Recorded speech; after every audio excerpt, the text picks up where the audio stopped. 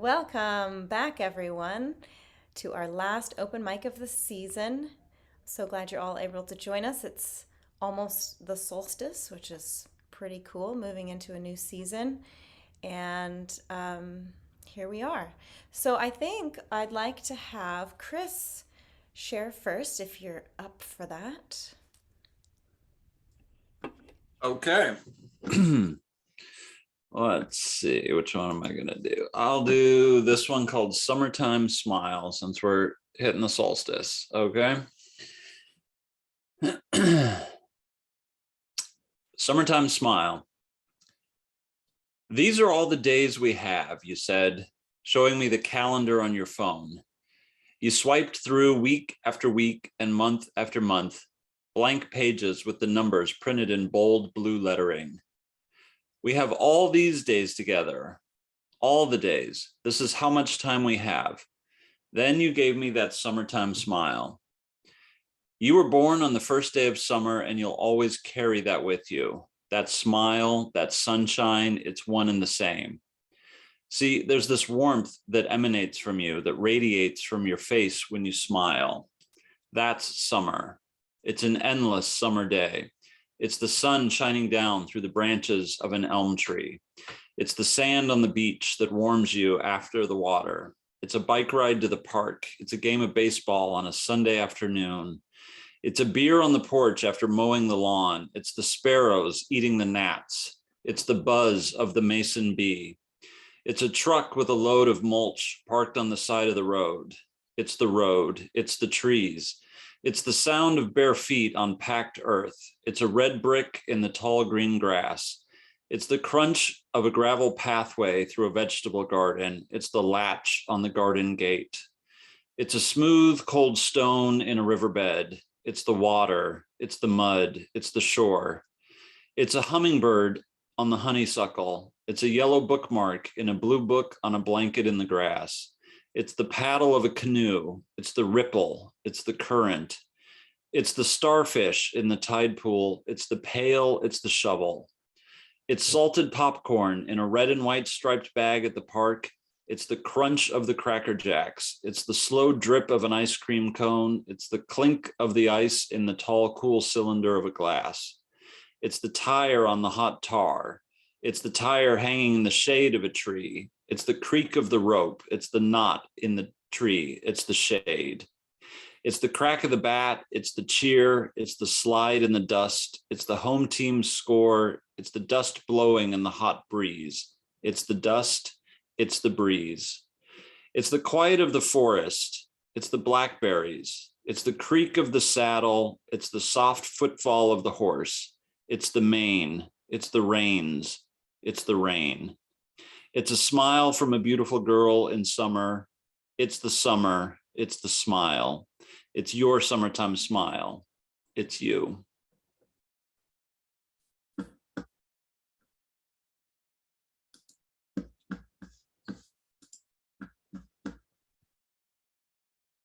I'll read a different one later after other people have had some turns. I love it. I love that poem. Thank you. Will you tell us a little bit about that?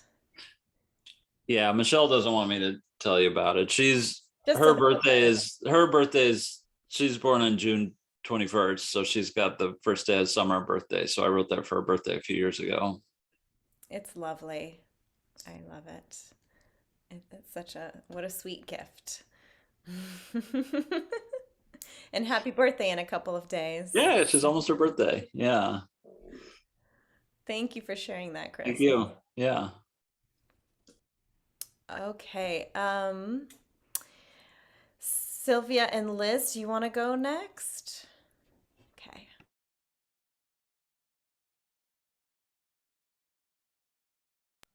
Do you want to introduce it?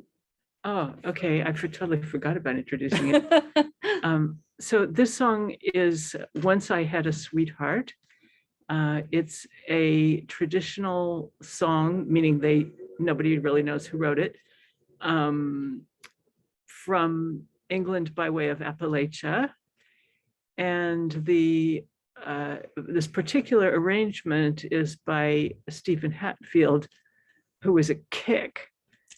he's totally wonderful. And the sheet music includes things like sing as though playing violas.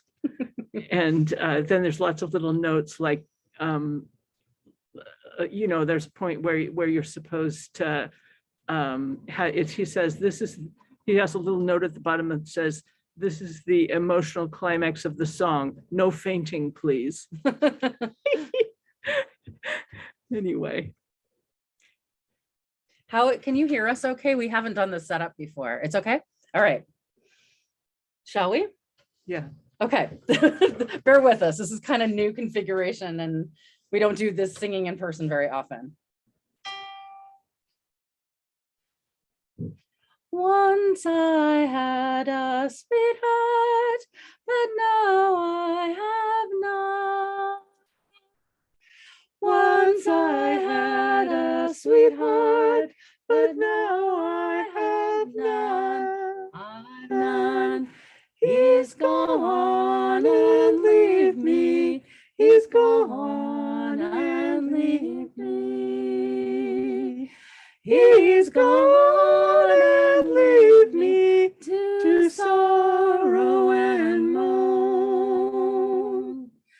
One night in sweet slumber, last night dreams with fun. Let's start that verse again. Sorry. Guys. Last night in sweet slumber, I dreamed I did see. I'm sorry. We don't usually screw up like this. Sorry. We don't. Should we start just from the beginning? Wherever, yeah, whatever you're comfortable with. Sorry, guys. No worries, no worries. We're not going to keep this up, I swear. This isn't part of it. So where do you want to start? All right. Last night? Yeah. Okay. We get our note. Nope, no, nothing. Last night in sweet slumber, I dreamed I did. I'm sorry, I can't do it. I see. I screwed up. Should we, so they come back to us? Let's just start from the beginning. I'm Okay. sorry. Sorry, y'all. I know this is tiresome. Sorry. No, it's not at all. I like watching the process. So I'm sorry that you're struggling, but it's okay. We're all here for you. Love it. Once I had a sweetheart, but now I have none.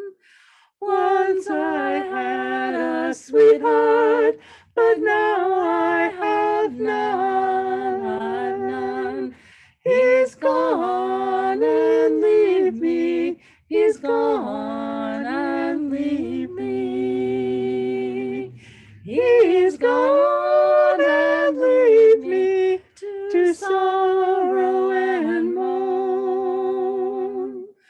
Last night in sweet slumber, I dreamed I did. I'm sorry. I see. just don't seem to be. I'm sorry, folks. Let's take a break and we'll come back to us later. I just can't do it. That's tonight. all right. That's all right. We've done this 3 million times. 3 and million I just can't times. do it. We'll come back. We'll take a station break from us. Okay. Sorry, dears. Now back to our regular scheduled program. No worries. Yes, go ahead and do what you need to do. We're all here for it. It was sounding great. I know those moments where like you just lose the harmony and just start singing in unison, and that's cool too. Unison is great too. Okay. Thank you. Well, we'll be gladly come back to you if you're into it. Okay. Erica, would you like to go next? Okay, so this it's just a short little piece. I do this thing called a 99-second story slam. 99 seconds. Wait, I wanted to try and record it to see how long it went though. I'm trying to, so yeah, 99-second story slam. So it's supposed to be 99 seconds. So let's see. All right.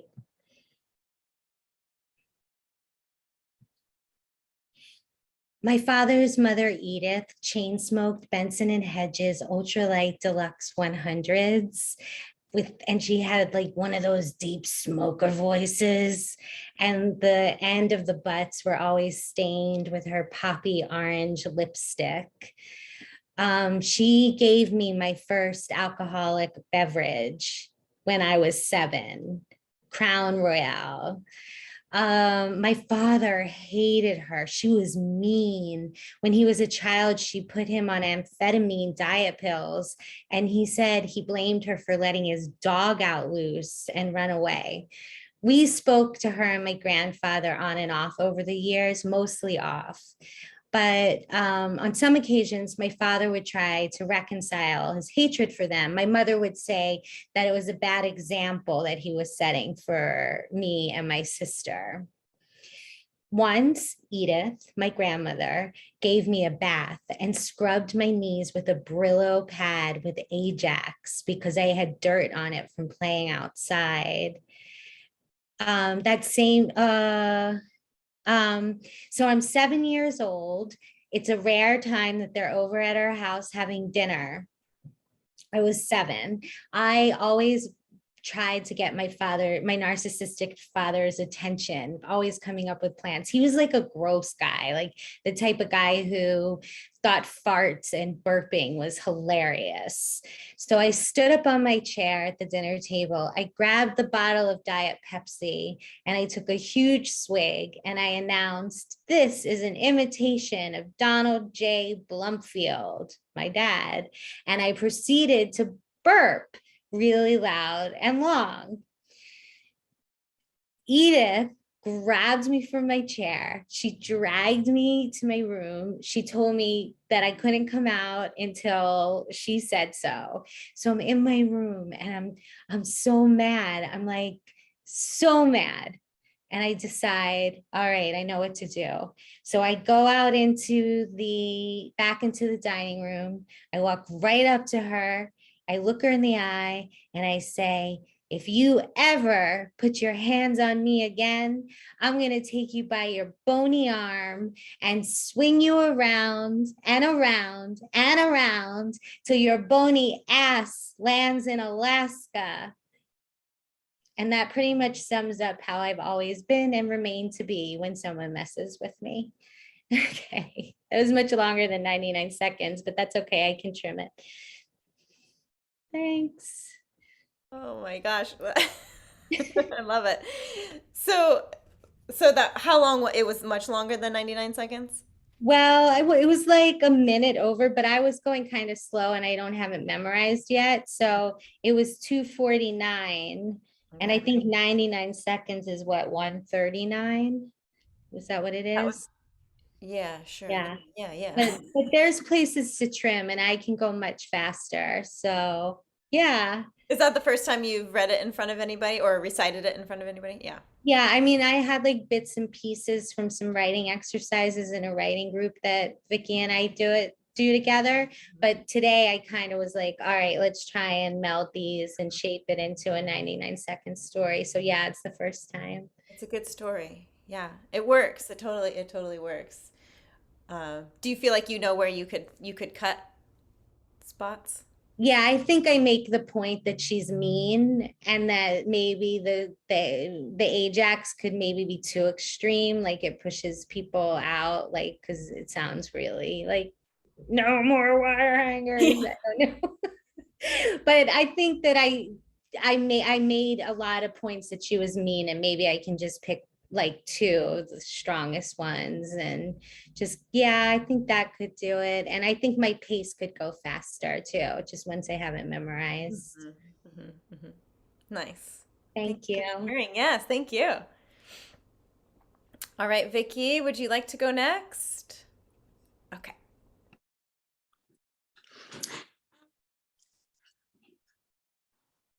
I will never forget my first time. I am 19. I have held out. One evening at a summer theater in Shamokin Dam, Pennsylvania, cute fellow intern Chuck pours me my very first drink. People tell me they can't remember their first drink. I do, like it's yesterday. There are 6 of us interns working at the theater this particular summer, and we do everything. We build the sets and we run the lights and we clean the bathrooms. And the draw is that we get to have small parts in the shows. Like I am a dance hall girl in the musical Sweet Charity, and I am Sylvie, the voluptuous French maid with lots of padding in the memorable bedroom farce, Move Over, Mrs. Markham. We also run the big fundraiser. So we're there in the lobby, we're serving the hors d'oeuvres to the patrons, we're getting them seated in the theater. Chuck is tending bar. After everybody's been seated, we interns get to finish the hors d'oeuvres and we hit the bar and Chuck says, "What do you have?" I say, "I don't, excuse me? I don't drink." "What's up with that?" And I don't know what to say. I don't want to say, "Well, I am this big goody two shoes and I don't smoke, I don't drink, I don't do drugs." And I look around at everybody enjoying themselves. And I think, this is ridiculous. I'm 19, I'm an adult. And I say, "Well, Chuck, if I were going to have a drink, say, what would be a good first drink?" 7 and 7. All you'll taste is a 7-Up. Okay. And so he pours me a 7 and 7, and he's right. All I taste is like a soda, and I have another, and another, and another. And now the room is spinning. It's like an amusement park ride. And I am so funny. Everybody is laughing at every word I say. I'm like a stand-up comedian. And usually in real life, not on stage, but in real life, I'm like this shy nerd wallflower. But now I am the life of the party. I am in love with 7 and 7s. Next morning, I wake up in bed with Chuck. No idea how I got there or what activities we might have participated in. Chuck says nothing happened. I have had my first blackout. And I drink like this for 10 years. I moved to New York City after college, and it doesn't occur to me that other people don't drink the way I do. I don't have 1, I have 10, I have blackouts. I am the person who, when leaving a restaurant or bar, will see like half-finished drinks that strangers have left behind, and I will drink those right down. And I do think that this separates the men from the boys, the people who do this. I never drink alone. I mean, who would laugh at my jokes?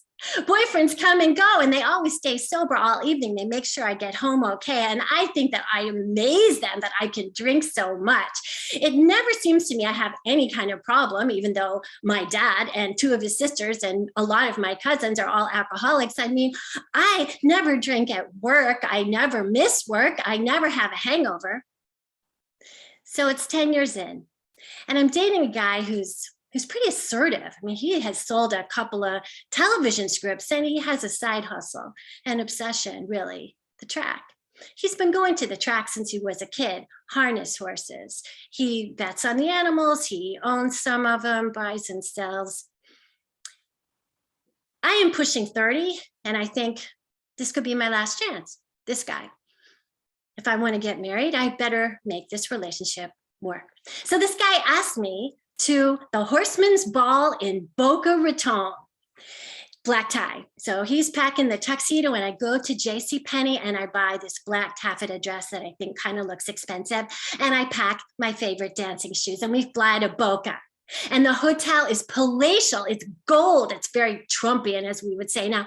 And when we walk in, the guys are all wearing tuxedos, and the women have these long sequin dresses on, and I think real jewels, not the rhinestones like I'm wearing. We sit down at our table. The men have silver hair and deep, deep Florida tans, and they're all on their 2nd or 3rd wives, who are all named like Desiree. And my boyfriend has told me that the men have made their millions in real estate, casinos, porn. And the guys are talking about pulled 3 wide and didn't have any pace, and Philly had a runaway lady. Horse talk. It is so boring. I spot that open bar. So I get up and I ask for what still's my favorite drink. I'll have a 7 and 7. I drink it right down. I'll have another, I say, and the band is starting up, the music is loud, and I see my boyfriend is up. He is working the room. He's talking with other silver-haired men, because I know my boyfriend owns a half a horse here and a quarter there, and he needs a piece of a winner, and he's trying to make a deal. I'll have another 7 and 7, I say. I'll have another. Maybe I've had 4 or 5. And I go back to the table, and I try to talk to Desiree or Daphne or Delilah or whatever. And there's this little pause, and I think maybe she's made some joke. So I laugh, but she's not laughing. She turns away. And I think, oh, maybe I'll take some of this silverware. I always like to take silverware or other souvenirs when I drink. I kind of like to break the rules. And so I take silver spoons, and they don't fit in my purse. So I put them in my boyfriend's jacket pocket. He's left his jacket on the back of the chair. And as I'm doing this, I knock over a glass of water. And I think this is so funny, and I'm laughing. And suddenly my boyfriend is there. He says, "Want to dance?" "Yes," I say. And his arm is very tight around my waist as he leads me to the dance floor, and he says, "Pull yourself together. How many have you had?" "Two," I say. And I am doing the swim, and I'm doing the grapevine, and I try a few spins, and I'm bumping into people. So what? They're lousy dancers. And I feel my boyfriend's fingernails dig into the skin of my arm, and he drags me off the floor, and he gets his jacket, and he gets my purse, and we're at valet parking. And he says, "You're an embarrassment. I do business with these people." And I say, "I'm having a great time." And he says, "I'm not breaking up with you, but you're going to stop." And the valet takes my boyfriend's jacket. He holds it out for my boyfriend to put on, and the spoons fly out. The spoons fly through the air, and they land on the pavement. And my boyfriend looks at me with such disgust. His face is red. He's really angry. And he picks up the spoons, and suddenly I'm stone cold sober. And it's as if somebody's holding a mirror up in front of me. And I see myself for the first time as others see me. A sloppy drunk in a cheap dress and cheap shoes. I didn't stop right away, but pretty soon. Didn't go to AA, didn't talk to anyone about it. Did I stop because I wanted to get the guy? Did I stop because I finally realized I had an addiction that could kill me? I think the real reason is the sound of those spoons hitting the cement.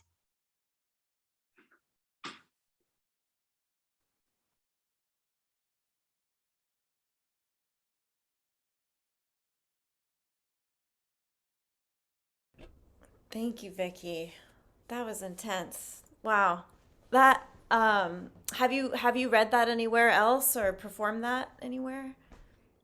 I had a couple earlier versions that were just the party, and I'm doing a performance in a few days, and the theme is how I fell in love. And I thought, well, I should add why the party's important and how much I love drinking. So yes, I've done a version of it, but this one is new, and I'm practicing for an upcoming show. It's well, That was terrific, it really was. Vicky. And Yeah. and the end, the spoons hitting the pavement, that was perfect. That's Yeah. just absolutely perfect. I like the leading up to it. I love the whole how you got into it to lead up to the party. That was really good setup. Yeah, I could have continued to listen to an even longer story. I know that it's, that's not always the intention. You have to keep it to certain lengths or whatever, but yeah, you are a wonderful storyteller. So thank you. Yeah, love it. Yeah, you definitely kept the listener asking for more, and I think that's a good sign. Loved it. Welcome. So nice to see you again. Are you going to share this evening, Sayanti? I'm sure if there's time. There is, yes. In fact, we've come to you. So I was Oh. hoping you would join. I saw that you had registered, so I'm glad that you are here. Do Okay. you feel ready? Yeah. Okay. So let me see, what can I do? This is a song I wrote for a themed songwriting challenge where the theme was DIY. So this one's called DIY Try.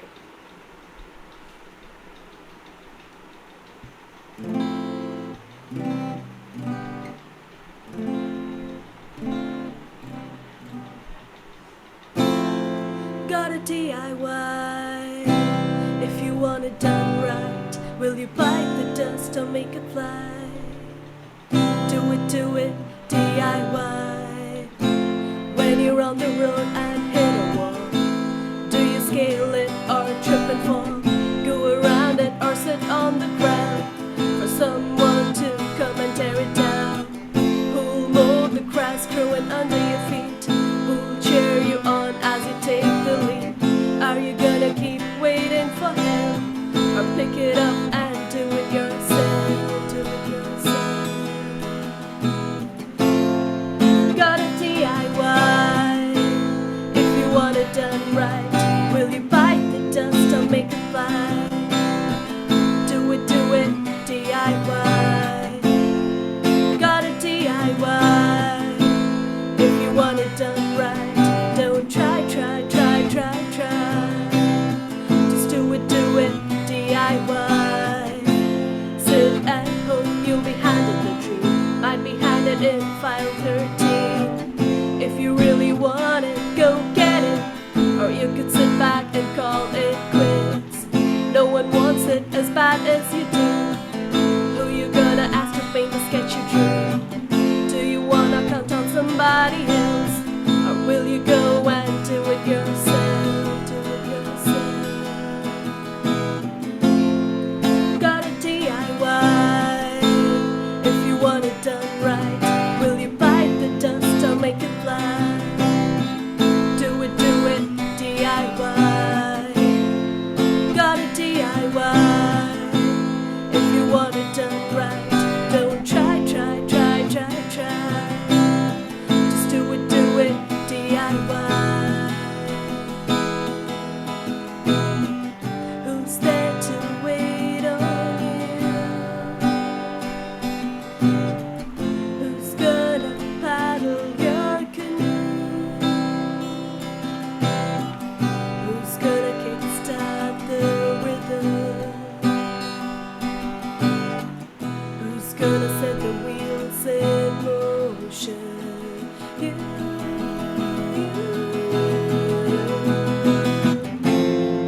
Gotta DIY. If you want it done right, will you bite the dust or make it fly? Do it, DIY. Gotta DIY. If you want it done right, don't try. Just do it, DIY. Gotta DIY. If you want it done right, do it right. Bite the dust or make it fly, make it fly. Do it, DIY. Gotta DIY. If you want it done right, don't try. Just do it,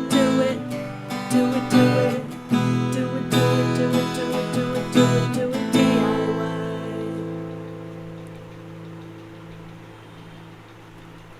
Thank you.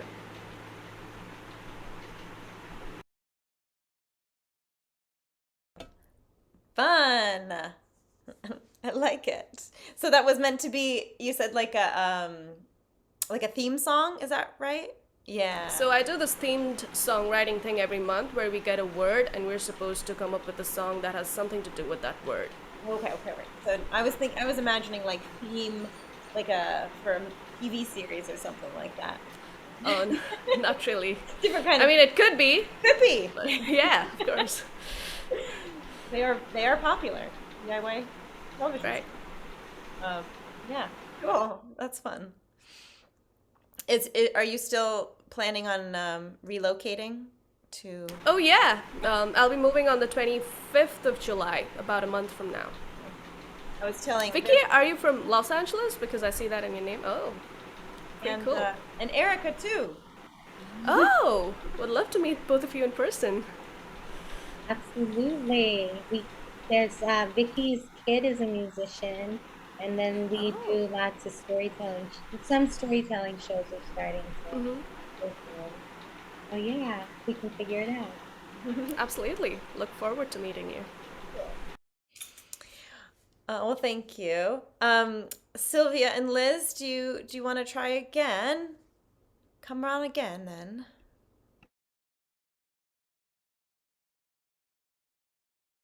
You know what they say, third time's a charm.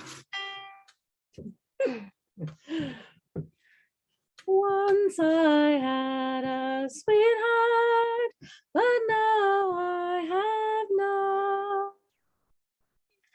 Once I had a sweetheart, but now I have none. He's gone and leave me. He's gone and leave me.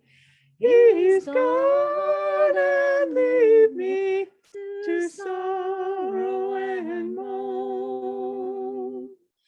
Last night in sweet slumber, I dreamed I did see. Last night in sweet slumber, I dreamed I did see. My own precious jewel sits smiling by me. My own precious jewel sits smiling by me. And when I awakened, I found it not so. And when I awakened, I found it not so. My eyes like some fountains with tears overflow. My eyes like some fountains with tears overflowed. I'll venture through England, through France and through Spain. I'll venture through England, through France and through Spain. All my life I will travel the watery main. All my life I will travel the watery main. Once I had a sweetheart, but now I have none. Once I had a sweetheart, but now I have none. He's gone and leave me. He's gone and leave me. He's gone and leave me to sorrow and moan. Oh, God. We found some few areas we need. Yay! Thank you. That was the worst I've ever done it. You did it! We did it 10 times perfectly this afternoon, but we did Aw. No worries. I wanted to ask, is that originally written for or like the version you're using, is it written for 2-part or is it 3-part? Yeah. Oh, it's 2-part. Part, Yeah. Oh, cool. and it's meant to be sung. It's choral.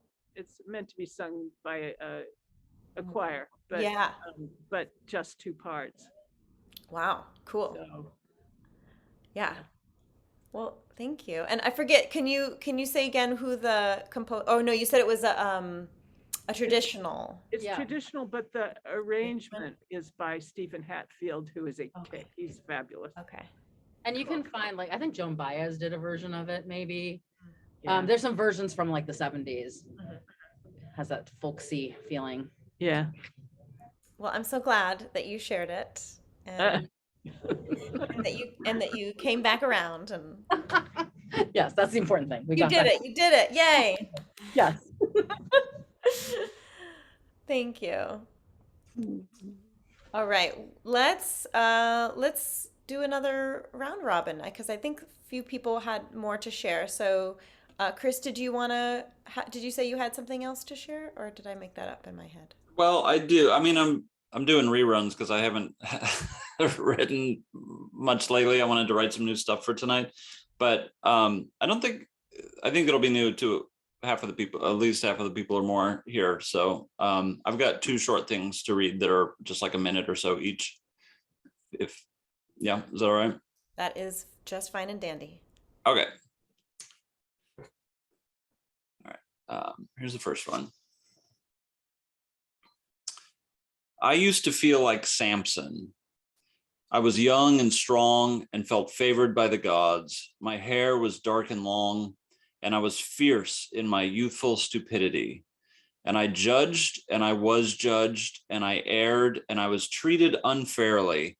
And I was bound and crushed by the institutions that I had served and that I had also loved, betrayed by them as by a faithless lover. I was young and destitute and alone. My hair was dark and long, and I felt like a stranger. And I roamed and I wandered, and I obeyed, and I was disciplined. And I was tangled and held fast and woven with regret that became my master, whom I served unfailingly, baptized by dust and filled with the holy sorrow.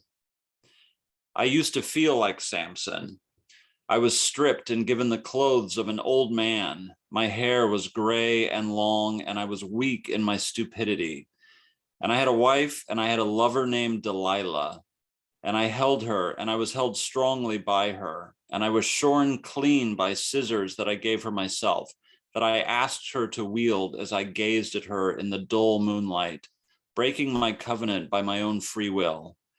And I was unbound and untwined and uncovered, and I had no need to defend myself from lions, nor to set the fields ablaze, nor to gather honey, nor to hide in caves, nor to tell riddles, nor to rage. And I felt like Samson no more.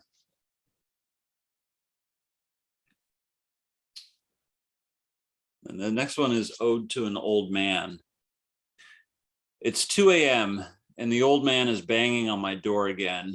It's been a year, give or take, since he first came by. He doesn't really want in, I don't think. He just wants me to know he's around. A kindness, really, when looked at like that. Even if he wanted in, I'm not opening that door, not tonight. I have too much to lose. No, scratch that. That's too negative. I have a lot left to gain, put it that way. 2 years later, and he's at it again. It's tiring to ignore him, so I get up, putter around the kitchen, make some ginger tea, add just a drop of moonshine to help me sleep. It's a good batch this year. Next year will be even better, I hope. The years roll by and things start to slip away. Loved ones, pets, a horse I loved, whom I called my brother. Still, I'm not letting him in. I have too much to gain. He bangs on the door, is knocking, more persistent now, but it's all for show, still a kindness. I haven't heard from him in years. He must have been busy. When he comes by again, it's a simple knock now. I'm alone, and I think about letting him in, just to see what he looks like, maybe just to chat. I get up, but he's gone away, so I lie down and think of all I've gained over the years. When he comes by a few months later at 2 a.m., I'm already sitting at the kitchen table. I've been there every night for weeks. He knocks and I let him in. I indicate a glass and we share a wee drop of this year's moonshine. It's the best yet. Then I get my hat and follow him into the starry night, thinking I've everything still to gain and nothing left to lose.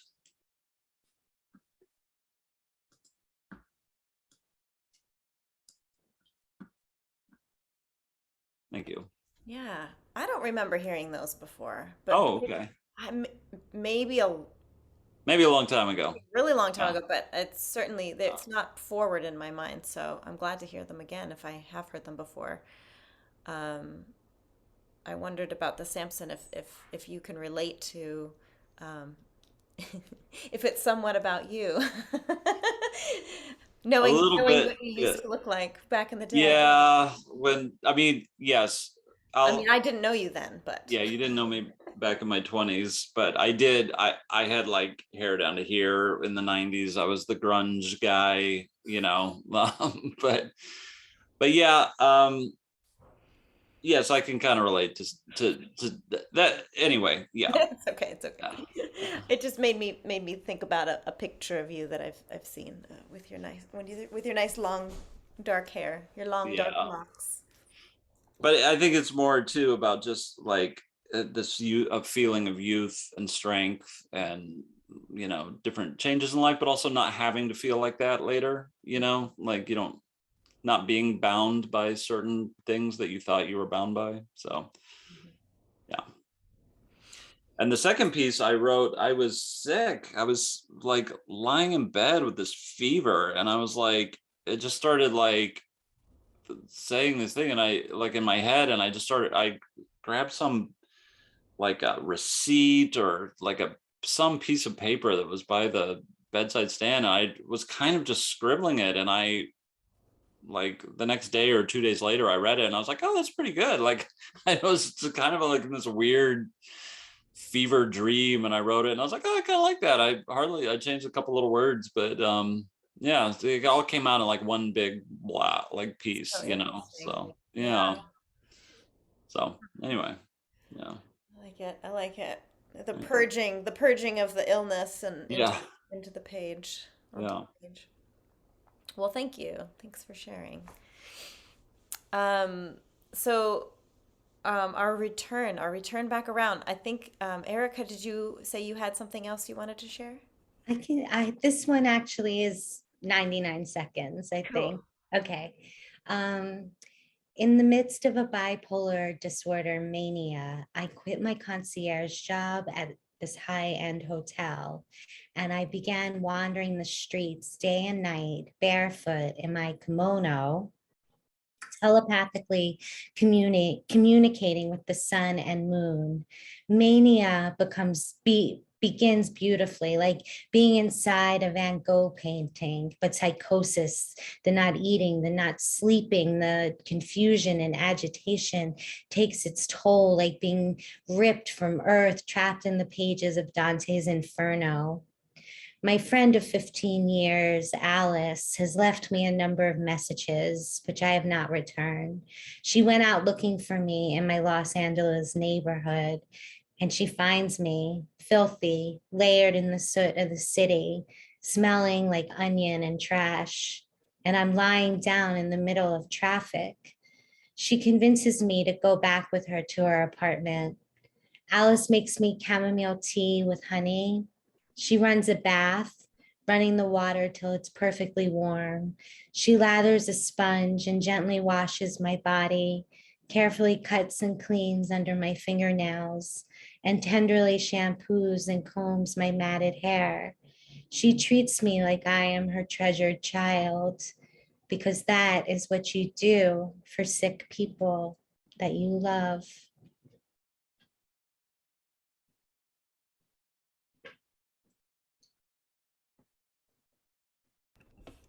Erica, it's so beautiful. Um, I hope that is a person. I mean, if that is you, if that's a story about yourself, I hope that person is still in your life. And yeah, that's lovely. Yeah, she is. We talked on Wednesday, and she's a gem. She's still such a wonderful friend. That's a beautiful thing. Thank I'm you. glad that I'm glad that she exists in your life, and you're here to tell that story. Thank you. Thank you. I am too. It looks like Liz is saying goodbye. We'll say goodbye to Liz. Bye, Liz. Thank you for sharing. Vicky, did you have more that you wanted to share tonight? I can, but only if no one else has something. It's a little long too. It's like probably 9 minutes. So if somebody else has something, go ahead. Okay. Sayansi, did you want to go again? Oh, sure, I can do another song.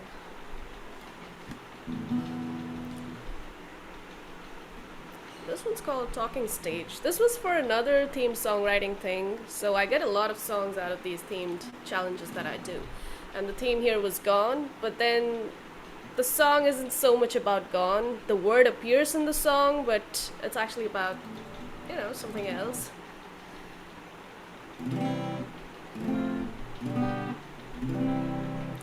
When I saw him for the first time, had a feeling in this heart of mine. Oh dear, this song's already a cliche. cliche, but I think I'll sing it anyway. Fall for too many, too often. Should have exercised caution. We knew we'd be going round in circles. Before long, our lives turn turtle. Gives good excuses to talk to me. Fulfills my vitamin L deficiency. Invites me for espressos to Italy. Can only smile at my doting dilettante. Wanting to go, wanting to stay. When caught between the moon and JFK, all I can do is put our conversations on replay. Since that text, my headspace has been no good. Came into my life uninvited, so rude. Wish he'd be gone, gone from my head. Can't believe it's only just a talking stage. Oh, only just a talking stage. The time spent thinking about it is unhealthy. Things I don't know about myself, he tells me. Sticky, syrupy, saccharine, sweet, sugary. Can't get rid of it, good God isn't helping me. Is why I look at my phone and get tired. Starry eyes every day is the 4th of July. Only says ciao and never goodbye. Sometimes I don't know how to reply. Wanting to go, wanting to stay. Now in my head our conversations replay. Caught between the moon and JFK. Since that text, my headspace has been no good. Came into my life uninvited, so rude. Wish he'd be gone, gone from my head. Can't believe it's only just a talking stage. Since that text, my headspace has been no good. Came into my life uninvited, so rude. Wish he'd be gone, gone from my head. Can't believe it's only just a talking stage. They say opposites attract, but do they last? Pulls apart, knew the answer from the start. Since that text, my headspace has been no good. Came into my life uninvited, so rude. Wish he'd be gone, gone from my head. Can't believe it's only just. Since that text, my headspace has been no good. Came into my life uninvited, so rude. Wish he'd be gone, gone from my head. Can't believe it's only just a talking stage. Talking stage.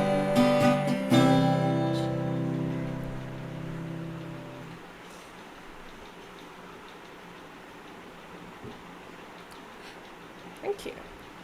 Thank you for sharing that. So, can I ask a personal question? Is that a song written about an experience in your own life? Partly, yeah. Oh. I won't go into detail. I won't. That's interesting. I mean, I say most of it in the song. I'm pretty sure we've all been through such experiences. Yeah. Of course, yeah. Well, I shouldn't say of course, but yeah. Anyway, thank you for listening. Yeah, thanks for sharing. Sylvia, did you have more that you wanted to share tonight? Or was it just going to be your song together? Oh, you're still muted. Oh. There. I do have a story. If there's really, if that's, Yeah, I mean, I don't know how everybody feels, but I would love to have both Sylvia and Vicky, if you'd like to share again as well. People, feel free to leave if you have to leave, but I would love to have that opportunity. I'm here. I'm happy to stay and listen. okay. So yes, please. The answer is yes. All right. I'm sorry, but I wasn't, I have to find the story. Sorry about that. That's okay. Doing a lot of apologizing tonight. No, I just muted myself, but I said no. Don't apologize, please. I see you've moved inside. So Yeah, it's I a little was, warmer inside, I suppose. yeah, it's getting kind of cold out there. Yeah. For those of you not in the Pacific Northwest right now, it is a wee bit chilly this last week, and even though we're approaching summer, we're getting a lot of great rain, which, as an Oregonian, I'm like, yeah, great. But of sun is also appreciated. Apparently, it's coming back. It's coming to us next week, just in time for the solstice, just in time for Michelle's birthday. Okay, have I stalled long enough? Yeah. Okay. Okay. So this is a story called The Green Dress. Santa Cruz, California in 1973 was probably the easiest time and place in history to come out. The town was crawling with young lesbians. Being a lesbian was so fashionable, in fact, that heterosexual girls were coming out all over the place, and dating could be really confusing. Anyway, dating per se was frowned on. Romantic encounters were supposed to be spontaneous and arise naturally from your daily life. You were supposed to develop a bond with somebody in your women's consciousness raising group. Now that is one bad idea. Or while working shoulder to shoulder at the food co-op. And of course we did. We had all read what literature there was for us at the time. Books like The Well of Loneliness, in which the only reasonable thing for a lesbian to do was kill herself, or the mildly sexy pulp lesbian fiction written primarily for men. We celebrated the certainty we had that we would never go back to those bad old days, that we didn't need to live like men or for men, that we were free to dress like lesbians,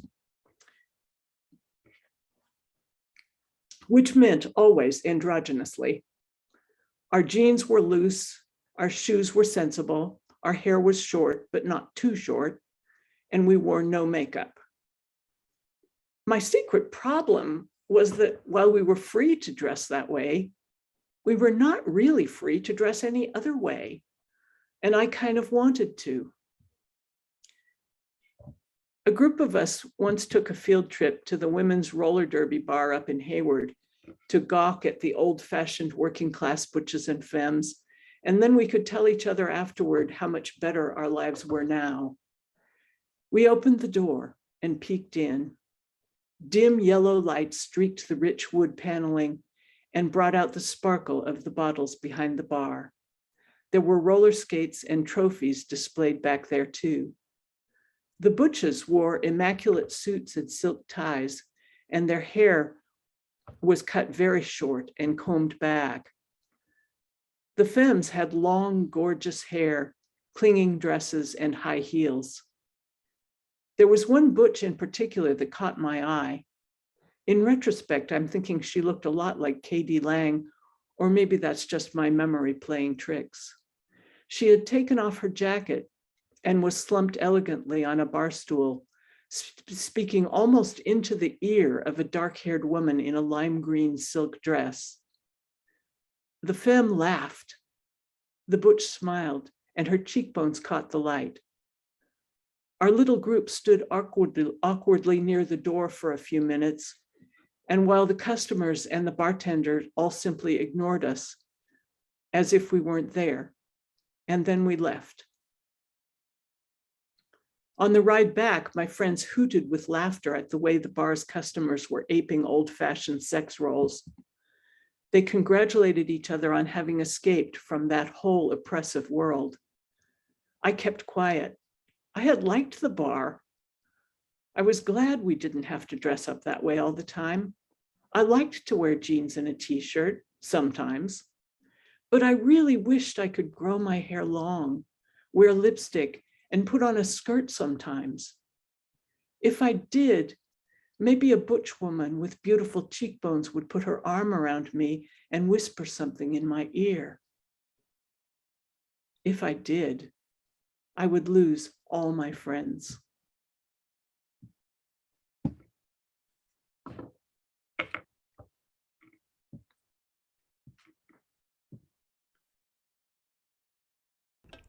I love that story. Did you write that recently? No. No, okay. I haven't heard it. We haven't had an opportunity to hear it yet. Yeah. It's like a piece of history. Yeah. It's so interesting. I wrote it for a context in which we were talking about, writing about, singing about that time in history, early gay liberation. It's fascinating. Yeah. I really loved that, and I loved your story last time I was on too. And I'm so happy you shared that. I'm glad I got to hear you again. Everyone, thank you. Thank you, Sylvia. Yeah, and thank you, Erica. I'm glad you were here, Erica. That was great. I really liked your being here. Thank you. Are y'all are you are you open to staying for a little longer? People? Vicky's yawning. Because Vicky, if you do want to share one more, I'm into it. If you guys are willing, this goes kind of nicely with Sylvia's, actually, because it's a flip side. It's what's happening now. I unlocked the door to my kid's studio apartment in the Hollywood Hills at 10 a.m. Pink velvet couch, green pillows embroidered with faces, tiny otherworldly creatures on the bed, on the desk, on shelves. One has tan fur, the body of a camel, the face of a cat, and wears bells and a skirt. Others resemble gnomes with beards and boots. All are smiling, all are welcoming, and they all appear to be non-binary, like my kid. Some folks who are non-binary are no gender, but my kid is all genders, female, male, in between. My kid, 23, is away for a month and a half, traveling in a van across the US and back, playing bass and guitar for an indie rock band called Claude. The lead singer, Claude, is also non-binary and writes songs like Wish You Were Gay and That's Mr. Bitch to You. They have a big teen following and they play at super cool clubs. While my kid's on the road, I've been tasked with bringing in the mail and watering the plants and taking care of my kid's kitten Gugu at my house. Okay, actually, I insisted on doing these things. I have brought the kitten with me today, and okay, also my vacuum cleaner and my dust cloths and my cleaning rags and vinegar to do the windows and baking soda to scrub the tub. The place is actually quite tidy. I know I am going above and beyond, but I want to address those dust bunnies under the bed. I want to scrub that tub. The kitten and I will be here all day because we're waiting for a package. We're not sure when it's going to arrive. So I just figured I would do some useful things. I know that this is intrusive. I would never do this if my kid were in town. I set down the kitten in her carrier and my supplies, and then I unzipped the little mesh door to the carrier, and the kitten makes a beeline for the French doors to the balcony. They're closed. On that balcony, there's a bird feeder, and there are these plump gray birds with rose-colored breasts, and they are feasting, and the kitten is ecstatic. I take a photo of the kitten, and I send with my phone, and I send it to my kid, and I say, Gugu misses you. She knows this is her true home. She loves it here.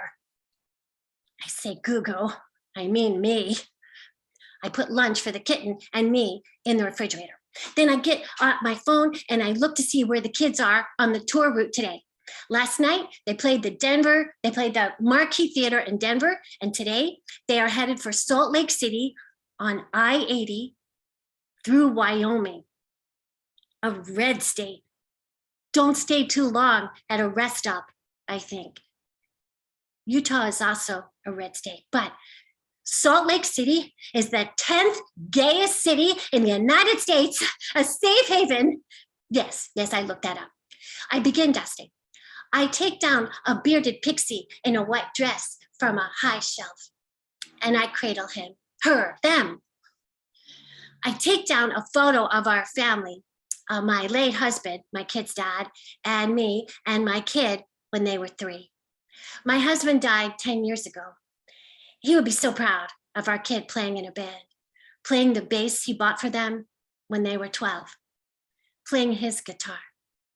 I dust that shelf and I put back the pixie and the photo.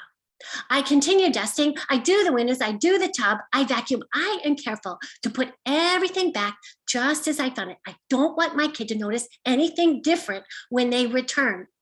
I know that this cleaning is obsessive, maybe a little weird, but okay, it's not like I jumped on a plane to Wyoming to protect my kid from homophobes. It's not like I FedExed my kid mace. Yeah, I did think about that. The birds fly off, the kitten's hungry, so we go to the kitchen to have our lunch. Seafood medley for the cat, and a green salad for me, and a thermos of very, very strong black coffee. It's cozy. It's not like my house. I live in a big house, and I don't use my late husband's office, or my living room, or my kid's bedroom, or my bedroom, or 2 of the 3 bathrooms, or the entire upstairs. I live in what used to be called the great room, the kitchen/family room. I have a mattress there and bedding, and I keep the doors closed to all the rooms that I do not use. I began closing off the rooms after my kid went away to college. I felt less alone, especially at night, and the rest of the house just felt useless. My husband gone, my kid away. The great room is my busy place. I read books at the kitchen table. I'll do a writing workshop on Zoom on my laptop at the kitchen counter. I play with the kitten. I do visit those other rooms to clean them, but also, maybe I'll play the piano in the front room, or I'll get something to wear from the closet upstairs. Oh, a text coming in from my kid. A picture of the snow-capped mountains of Colorado. Beautiful, my kid texts. I text, wow, you are seeing the country.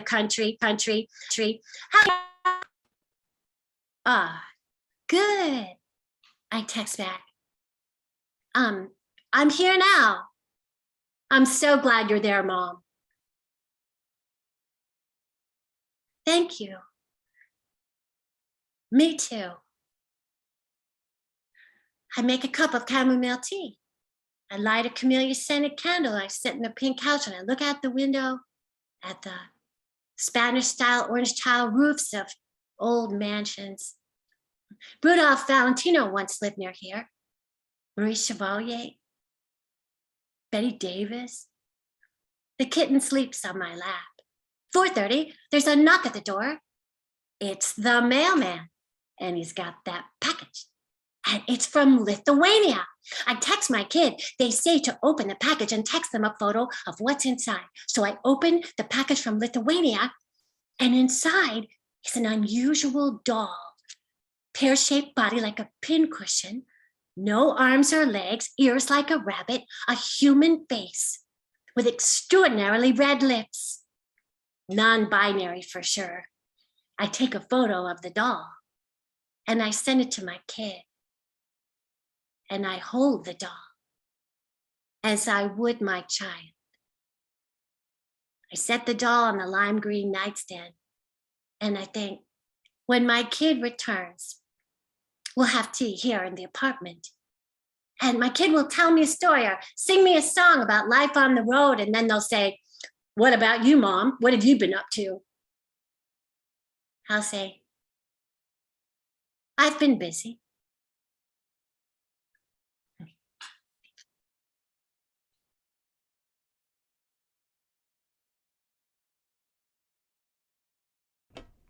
Delightful. That was lovely. I love all the imagery, all the colors. Um, yeah, that's yeah, good story. Thank you. I love that I got to go after Sylvia because I'm navigating the world of gender now.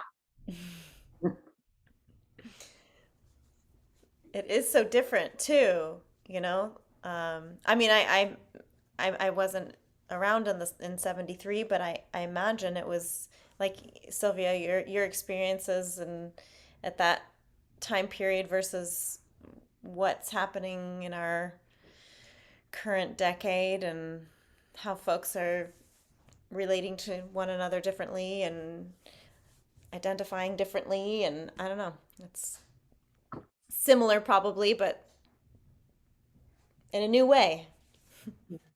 Yeah. Thank you for sharing, Vicky. I put a note for you, Vicky, in the chat. Oh, you got it. Well, lovely. Thank you all for being here. I'm sad to say that this is the last one of our season. So I know. We take a break over the summer, in July and August, and we'll be back in September. Sort of working on, well, we'll keep you up to date on what's happening. So I have, if you've registered, I have your emails, and I just add you to an email list. And but we'll also continue to let folks know via Facebook as well, if that's something that you are on a platform. And beyond our open mics, we have some summer camps starting next week. I have to tell you about, only briefly, just that they exist, and because I know that most of you are not from this area, but if you know anybody in Portland with young people that are interested in acting and various performing arts, then please send them our way. Also, if you are in the area, we have an ongoing porch concert series that occurs on the second and fourth Saturdays of the month, and it's a free music series on our porch. So there happens to be in our neighborhood the farmers market right down the street. So if you're in Portland on the second or fourth Saturday of the month, between now and the end of October, please join us for a porch concert. And then the last thing I'm just going to say is that we greatly appreciate any donations that you're able to share. If you're not, that is fine and as well. But just so you know, I'll put that link in the chat if you are able to donate. And again, thank you all for being here. And I hope to see you back again in the fall. I hope that you have other wonderful opportunities to share your talents, and I hope that you get to share with us more in the future too.